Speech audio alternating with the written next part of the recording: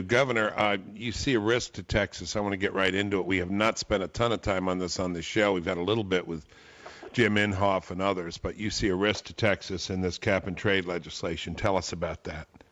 Well, it's more than just a risk, Mr. Secretary. This is probably, as introduced and as we have analyzed the cap and trade legislation, would be devastating to a state like Texas. And before people go, oh, that's Texas' problem, let's not worry with it. Folks should keep in mind that Texas creates, develops, produces 25% of the gasoline supplies for the United States. 60% of all the chemicals manufactured in the United States come from Texas.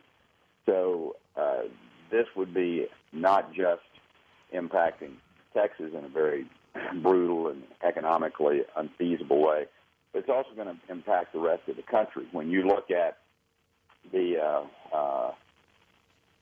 a number of studies have been done.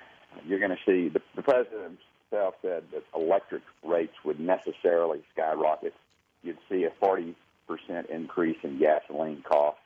The Electrical Reliability Council of Texas, for instance, who oversees our electric company development, our rates would rise between $10 and $20 billion with monthly increases of anywhere between $17, $27, and that's for everyone. Wow.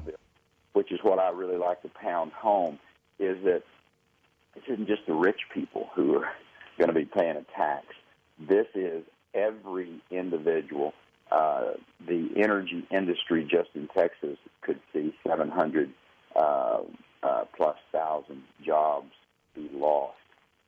That is a devastating economic impact.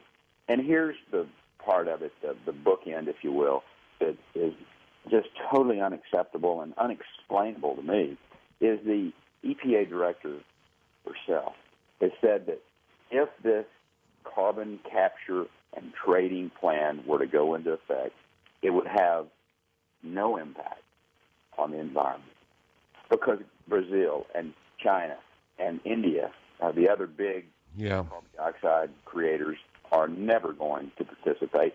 And our environment's like a big balloon. If you squeeze it in one place, it goes up and out in another. So that's the Cliff Notes version of it. It would be quite devastating to the economy, economic to a state like Texas, and actually all the southern states that are involved in energy development.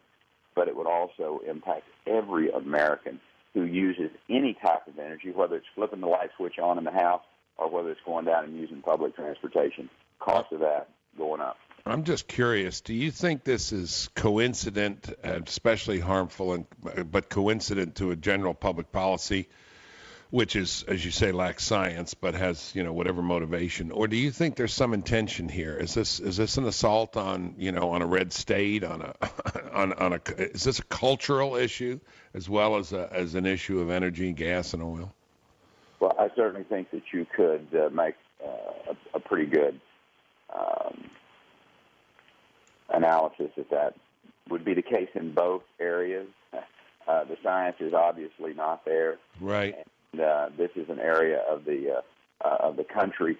If you could have a shift of wealth, let us say, by this type of policy, watching this administration and this Congress, whether it's on issues like health care, you're talking about a major transfer of wealth from one area of the economy to another. This one happens to be from one area of America, and in some cases moving it to the Midwest.